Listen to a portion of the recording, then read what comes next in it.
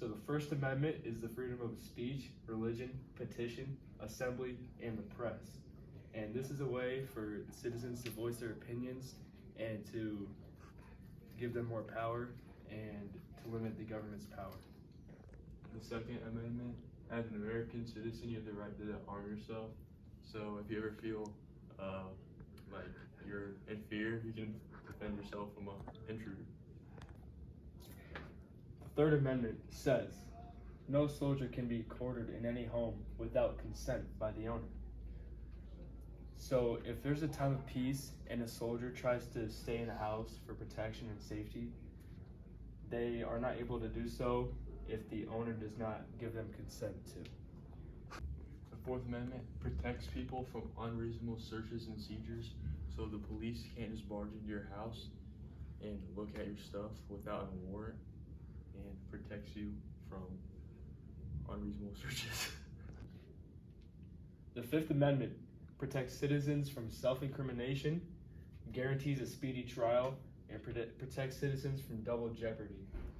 One example of this is when a cop or an investigator tries to question you about what happened during a crime and you don't have a lawyer present, you can always say, I plead the Fifth, so that you don't self-incriminate yourself by saying something stupid.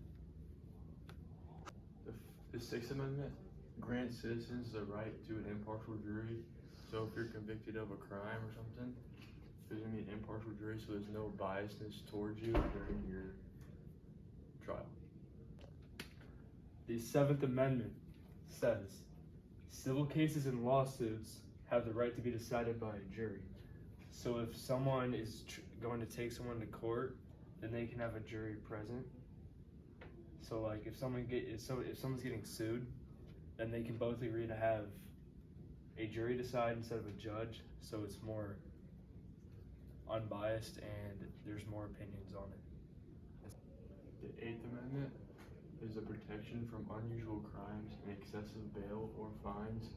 So you won't be convicted of a crime without solid evidence, and if you do, they won't force you to pay excessive bail or fines for a small thing like a ticket or something. The Ninth Amendment states that citizens have protected rights even if they're not listed in the Constitution. So if you just look at the rights in the Constitution, those aren't the only rights that citizens have. They have a lot of other rights in like laws and bills, but not all their rights are listed in the Constitution.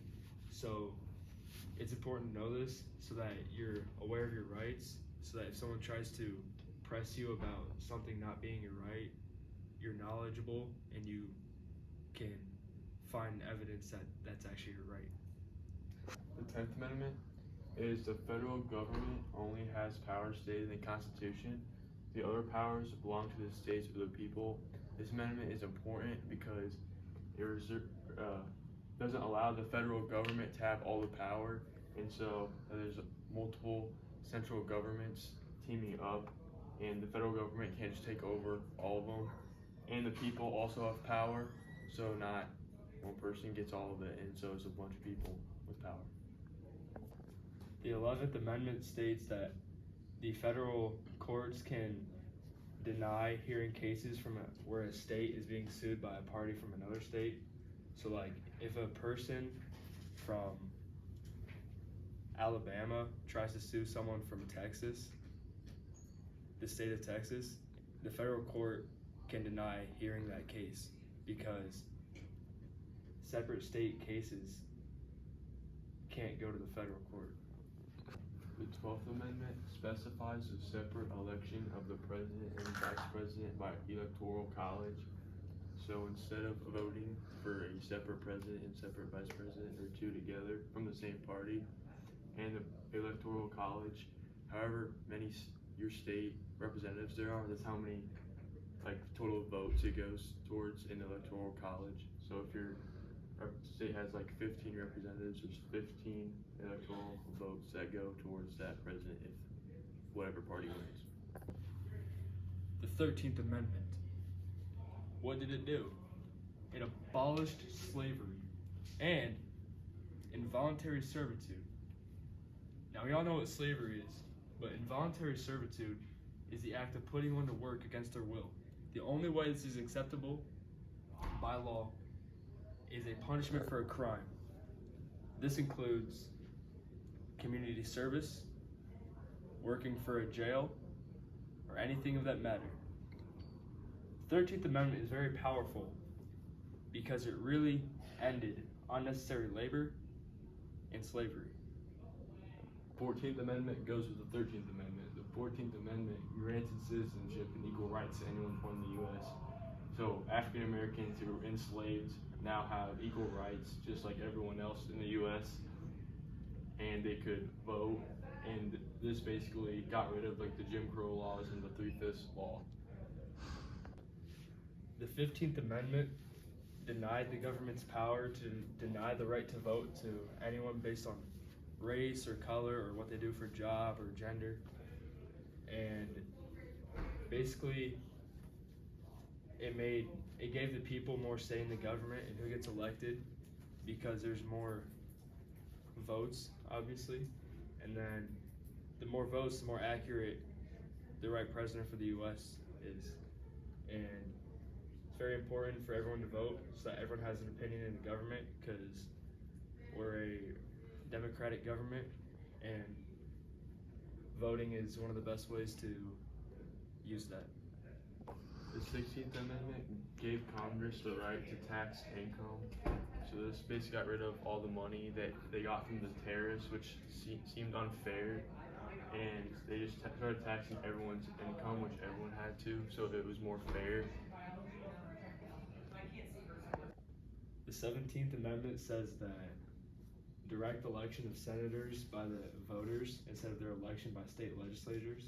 So what this does is it gives the citizens more say in the Senate of who gets elected instead of just state officials selecting them. It gives a more accurate Senate for what the people want, and it also removes some bias in the government and corruption. The 18th Amendment, the prohibition of manufacturing and sale of alcohol. So this banned all transporting, manufacturing, and the sale of alcohol around the country. The 19th Amendment granted women the right to vote, and this created the women's suffrage movement, which is important in women's history because they got the right to vote, because before this they weren't allowed to vote. And it was very important for our country to have more say in the government and who gets elected, and it gives less bias and more say in government for our democratic union. 20th Amendment changed the term dates for the president. So instead of the newly elected president starting on March 4th, 2025, he'll start on January 20th, 2025. The 21st Amendment was the repeal of the 18th Amendment, which banned alcohol from being distributed and manufactured and sold in America. So basically, it just unbanned alcohol to be sold and processed in America. The 22nd Amendment, no person to be elected president more than twice.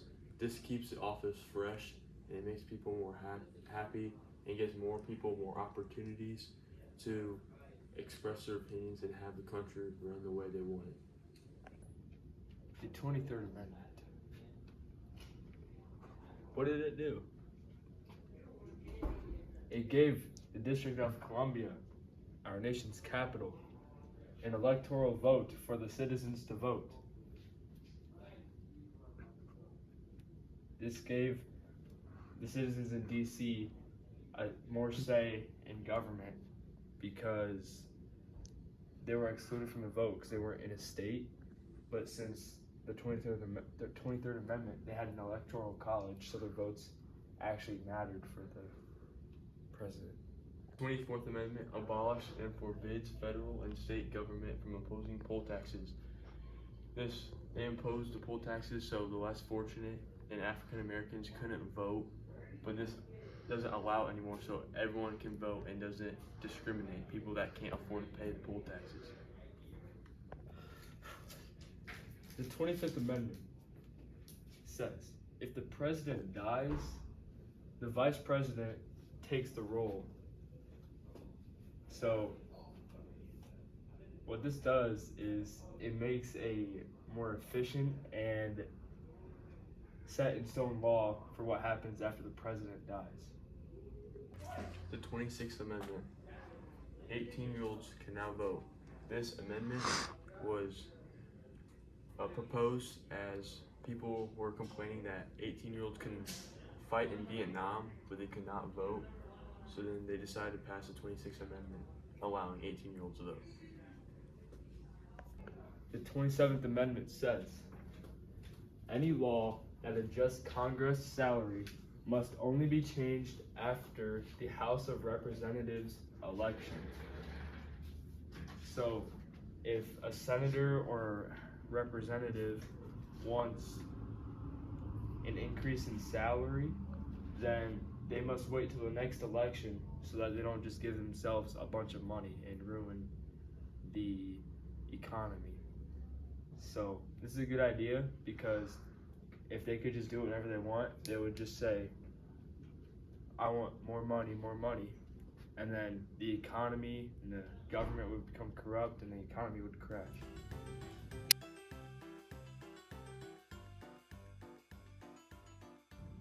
The 14th Amendment. The 14th Amendment. The 14th Amendment. The 14th Amendment. The 14th Amendment. 14th Amendment goes. The 14th Amendment kind of goes with the 13th Amendment. 2029. That doesn't make sense though. What are you doing? That's where you do my picture. Go. You just started.